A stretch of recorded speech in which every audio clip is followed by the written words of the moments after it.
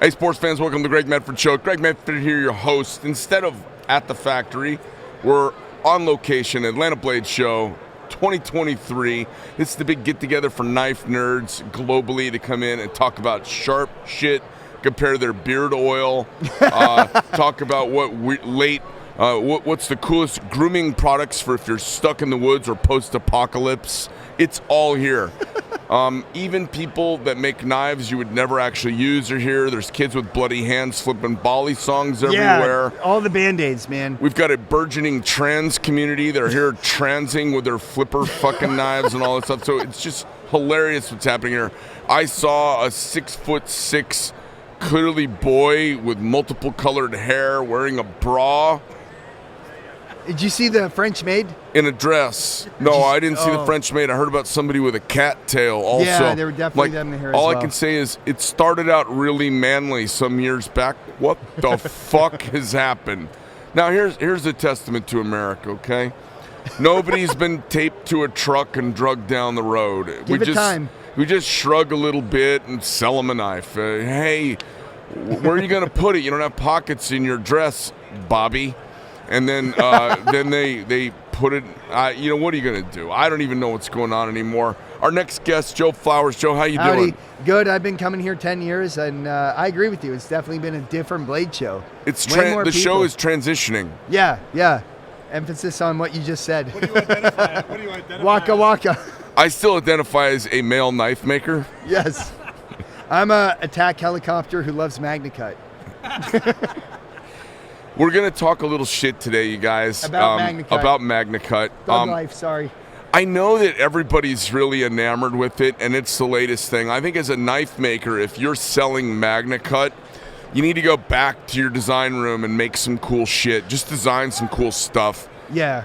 It's like 440C. You know, that was huge back in the day. And then, everything, it broke. Well, there wasn't internet back then, but that broke the world. And now MagnaCut's there. And I'm not going to talk complete shit about MagnaCut, but man, it's almost not worth the 50 belts that you have to grind on to get one. You know, there's going to be people who will be like, oh, Greg, you just don't know what you're doing, or you guys just don't know how to work it. See, this is actually not the case. The stuff, can we make things harder? Yes. Can you make things longer? Yes. Can you make things thicker? Yes. But it doesn't always mean you should. Right. Part of the, challenge for my universe and yours is we're making stuff for people to use out in the field. Mm-hmm. We're making stuff that soldiers are going to carry, not just city nerds. Yeah, who want to brag about the sharpest thing ever to open their envelope at work. Which I have. I have that sharpness tester and I've tested MagnaCut on it, but I'm still back at home just using a file half the time just to get an edge on my stuff out in the field. And I like being able to manipulate steel. Call me weird, but I like sharpening shit out in the field. And man, MagnaCut, when it takes 2 hours to sharpen it, that hurts. If I have to just have diamond stones, that hurts. So there's a kind of bifurcation in the knife community, right? And as knife makers, we're always trying to what thing can I satisfy the most amount of people with to cause the least amount of grief? And it has always been pretty accepted, somewhere between 58 and 61 on the C scale for Rockwell hardness. Got you enough edge retention, yet enough toughness and the ability to sharpen. Right. And when we got into the high performance steels, when you get into 61, 62 Rockwell, it's hard for me. It starts getting hard to sharpen it. Yeah, but I'm a machete guy, so I'm used to 52, 50 Rockwell, and I'm happy with that. Just being a dirt nerd. But man, when you have with any steel, not even MagnaCut, if it's 64 or something like that, and it just skips along whatever sharpening medium you have, I'm lucky to have a belt sander to go unfuck my blades, but out in the field I don't have that, and so there is that. That's honestly why I like H2 and H1 a lot more, is because I can just I can strop it real quick and be good to go as far as a super performance abrasive. However, I'll still use MagnaCut, even though I rusted it. Honestly, guys, I've rusted MagnaCut before, but I'm stupid with blades. Everybody's gotten super gay, and I don't mean that in the way. I mean that in the you jammed up in your head way. So imagine 10 years later, dude. I don't even like working with this stuff, quite frankly. Like, I understand why, yeah, dude. It's an investment in your. But 10 years later, we're gonna have like 14 lightsaber steel V, and everybody's gonna be flipping their ballad songs with that too. Yeah, and Joe, tell me a little bit about what you do. So I go down the Amazon jungle, and I learn from indigenous who can take a broken butcher knife for $3 and outuse my Magna Cut and make me feel like a kid. But I deal with indigenous tribesmen who really teach me a lot about using knives out in the bush. And I wrote for like Tactical Knives magazine back out in the day. And I used to be like everybody's pain in the butt because I'd actually go out and get their knives rusty and stuff too. So I'm a knife designer. I design for Condor, Artisan, Tops, everywhere from the US all the way to Taiwan and stuff too. So I design for everybody because I'm a hoe. But more or less, I love knives and I like sharing that passion, mostly until I start seeing like people like doing breakdance tricks with their knives all over the floor at the pit. You know, it's funny. I kind of looked down my nose at the Bali song thing. I'm like, fuck off. But I'll tell you something. I went by the Squid Industries owner. I saw them. They had like a whole little area for like cut yourself here. Yeah. Yeah, it makes sense. And I don't. I already forgot his first name. Oh, let me see if I can say his first name. You know, as much as Lucas. You look like me when I'm out in the bush. Put your hand into the camera right here. Right here. Come here. Put your hand right here. Right here. So next year we're doing a first aid thing for the Bowie Songers. But, you know, as much crap as we can talk about that, they are the next generation of people who are going to be investing in products. I was just going to say, I walk around a lot of the, where I see the most activity is down at the Squid Industries booth, okay? So this guy, Lucas, his parents were Vietnamese refugees, had a machine shop up in Fremont, California. Really? He grew up in the machine shop. Business got a little slow, and he started dicking around with knives. He's a young guy, just got engaged. He came up, he was very deferential, really respectful, and was like, hey, I saw your Bali song, just wanted to talk to you about it. And he's like, can I play with one? He played with it. He's like, man, this is really cool. And we talked back and forth, and then he's like, hey, please come by if you get free. I went over and talked to him. One of the nicest guys in the building. Really? He's making his own stuff all in America. I can respect that. He's making his own niche. He's got 25 or 30 people all using his stuff in his booth. He's giving them a little safe space to do it in. And it's a weird crowd, but kids are weird. Yeah, I don't want to be like a backward-looking old stodgy fucker, but you know what? There's plenty of those already here at Blade Show. Those good kids are going to get some pussy, and they may set that aside and get into real knives, but really cool. I mean, pretty neat. And, you know, honestly... Because, you know, when you get first time you get with a girl, like, your toys go to the side, and it's like, can I get a Camaro? And, I want a real knife. I'm waiting for the Camaro Bala song. Yeah. Those guys got to leave it for some of the rest of us. But, you know, getting into here and being young, that was a big deal to me. I started when I was like 26 designing and all that. But, like, Stephen Dick of Tactical Knives magazine remembers me when I was 12, coming up with Band-Aids all in my hands at the NRA show, and remembered me when I started writing, Bobby, for Tactical Knives. And that was a big deal to bring somebody in the industry. Now I'm being podcasted by Mr. Medford here, and I just started when I was getting with awkwardness. Probably don't get as many girls as the Ballad Song guys do, honestly. I don't think they get any girls. Yeah, well, no, I'm pretty sure they don't. No, I could tell. Like some of them, when they come up, you know, they're getting ready to buy a $750 knife. I'm like, hey, listen, you're 17. Let me square you in a couple things. Like if I could, for half this money, let me give you some clothing selections, haircut selections, dude, how to shake hands. I'm sorry, kids, but that dang fro, you all look the same right now. I can't tell the difference between anybody. And I mean that for the kids I've mentored too.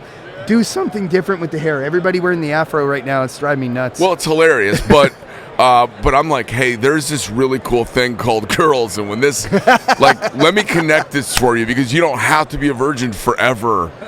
But Call of Duty said I could do that. Not making fun of the game, by the way. But It was kind of hilarious. You got anything here you'd like to promote or any new things you're working on right now? Yeah, I work with Condor Tool and Knife, and we have some mid-year releases. Check them out on condortk.com. If you want to go cut shit down in the bush of the Amazon, come with me, Bushcraft Global. If you're a knife guy, we're doing stuff where you make knives for 3 days and then use it in the jungle. So come on down, bushcraftglobal.com. My website sucks because I'm too busy cutting shit. But check us out on Instagram, all that stuff. Best vacation ever. Yes, Bobby Bushcraft has been down there. Also check out Bobby Bushcraft, the minion that's behind the scenes right now. So you have a business where you take people on adventures down there. Exactly. Yeah, it's all knife-based adventures. So they deal with indigenous tribes. You get to eat piranha. If you're lucky, the indigenous will show you how they monkey hunt. I'm not a hunting salesman, so if you're lucky, they show you some stuff. But every single time, when they're bored, they're like, "Hey, man, we can't find any." Insects, so they just whittle a callus off of their foot, put it on a hook, catch some piranha, and then catch more piranha with the guts from the other one. You say they whittle a callus off their foot? Yeah, they don't wear sandals, like I'm the Croc guy down there. I don't care what anybody else thinks about Crocs, I freaking love them. Bobby gave me his Crocs, but so they one time I was with Alberto, this guy used like a Yukuna tribesman, and he's like, I don't feel like looking for insects. And he just grabs a machete, whittles off a callus off of his heel, puts it on a hook, throws it out there, and catches piranha. I'm just like, what am I doing? What am I doing with my life? I wasn't walking around with bait before. I didn't know that. That's kind of awesome. That's his Monday. So it's incredible. He's an incredible guy. He needs to be here. I'm trying. Where is this? What country? It's actually in 3 different countries: Peru, Brazil, and Colombia. The Tres Fronteras, which is kind of the tri-corners, where you can walk 5 minutes into Brazil. If you're there for more than 7 days, they'll stamp your passport. But I know all the commandos and all the guys down there. They're all really, really nice, very safe. What's it cost to do a trip with you? Well, this year it's $2,800. Next year I'm going up to $3,800. That's for 12 days, all inclusive except for your plane flight and liquor, honestly. So that's about it. But if it doesn't change your life, I give people their money back. And if you're a knife dude who loves it, I will tell you this. I've had 12 trips down there. Dan Easton of Dogwood Custom Knives is coming down for his 9th or 10th trip. So it's incredible. Are there bathrooms? No, we make a hole. We actually have like a whole patch for the shit shovel. This is a deal breaker for me, we do other stuff too where there are bathrooms. I'm a recovering Marine. I'm so freaked out by bathrooms these days. For the knife making thing, 3 stories up in the canopy, there's plumbing and a shitter. So you're good to go. In a treehouse, yeah. So and we have stuff to make it more posh, beds and like really like nice places too. If you want air conditioning, we'll just put you where the last National Geographic dude stayed, which is Hotel Anaconda. That's cool too. You can it's really cool. It's great with the air conditioning, except there's this freaking macaw that is really loud. One of them big birds that always is at a pet store? Yeah. They have one that lives near the pool, and I was about to slingshot that son of a bitch because he would not shut up. Just loud, huh? Yeah. Well, now I think he's learned his lesson with all the gringos down there slapping him. Because like 7 o'clock in the morning, I don't want to hear rah! But that's about it. So there's like a posh version of the trip that we're able to accommodate everybody from. Yeah, and then there's like a hardcore one. If you want to go shank some electric eel, we got you. So, oh my God, hilarious! Is there malaria in South America? There is, but I'll tell you real quick about malaria. Lyme disease in the U.S., all that stuff too. Doxycycline is something I recommend. You don't have to take it, of course. On the internet, we recommend anything that the CDC says, but. I use doxycycline for me just as a clear out because I hunt a lot, just in case I get it. My wife got Lyme disease, my kids have had it, so we just do it every year as something to clear out Lyme disease, and it happens to take care of malaria. So me personally, I time it at the same time. Doxy's the only thing I take. You take it like once a year? Yeah, but only when I'm down there too, and I kind of for double reasons. Or you could do hydroxychloroquine. Yeah. 1 a day. Yeah. 1 a day.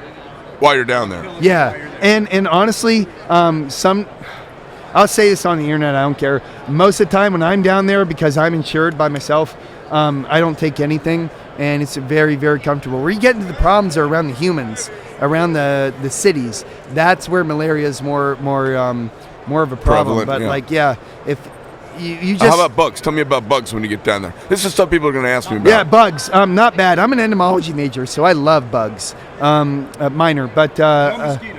Yeah, at the time we take them down, you can go take a piss outside of your hammock and you don't have to like jiggle and shake like in the Everglades.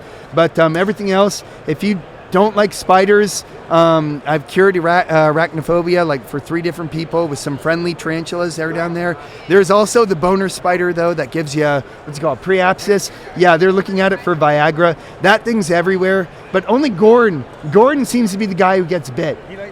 Wait a minute, why do they call it a boner spider? Because you get a boner for like 72 hours straight. If one of these spiders bites you? Yeah, well, they're assholes, but like you really have to like poke at them to get them to actually bite you. Have you been bit by one? No, I haven't. All right. And I've been going down there 10 years, and I screw with them. Gorham does a purpose. Yeah, well, Gordon. Yeah, that's true. Bobby knows Gordon. Gordon speaks 5 different languages. He's a Serbian dude who lives down in the jungle in a treehouse. Hey, dude, you like knives? I love knives. And now he's my best friend in the world. But he's a knife maker, too. And he forges stuff down there in the middle of the jungle. He's like, hey, Joe, look at this. He's taking pictures of coral snakes right next to his forge that happened to pass through one time, just once. Tools, right? Yeah, no power All tools by either. hand. And he's just a dude's dude. He's the most hyper-masculine, unmasculine dude I've ever met. That's hilarious. But the bugs aren't so bad down there. Okay. I got hit by a scorpion one time. That sucked. But I just took some rum and a Benadryl, and I was fine. All So right, that's about all it. right. Duly noted. It sounds like an adventure. Yeah. What language do they speak down there? Portuguese, Spanish, and then the Métis have an unwritten language. This is Métis. I'm slowly learning. Finally, I got in contact with a grad student who is learning how to write their language. They were first contacted in like the 1980s, so they're real primitive. But they're doing a good job of, not becoming alcoholics and more or less like one of those guys who just is on the side of the street. They're still keeping their heritage. And honestly, I don't care about saying this. We pay them to show us what they do on a Monday, and they appreciate that a lot more than just fishing and stuff too. So it's been a really cool relationship with that tribe. That's one of 6 tribes we work with. The other guys, they're a little bit more modern. They can speak Spanish and a lot of English cuss words, but other than that, they'll show you how to like fix a broken tire with a machete. It really gives you more of appreciation for edges. Cool. Cool. Well, Joe, sounds like you are living quite an adventure. I tell you what, it always is. Here in the industry, you know how it goes. Yeah, well, pleasure meeting you. Yeah, thank you Thanks so coming. I much don't want you to for get your stabbed time. by this. Thug's Life. We're full of Hey, you life. guys, check out Joe Flowers. You can go find him. Where can they find you online? Bushcraft Global, Condor Tool and Knife, but bushcraftglobal.com, and you can see all the other stuff I do. Tops Knives, Artisan Cutlery, CGRB, all of these other knife companies I work for. Work Tough has a new knife this year that I just designed, and pretty gung-ho about that. So, yeah, that's all. Thanks, guys. That's the first for the Greg Medford Show. Getting schooled up on the boner spider is just something that... I'll bring you one back. I hadn't thought... Oh, God. That's all the trouble I need. I have enough trouble with my own boner spider. You guys, thanks for being here. You can check us out over on iTunes, Spotify, and Rumble. The Greg Medford Show. Thanks for coming by. Thank you.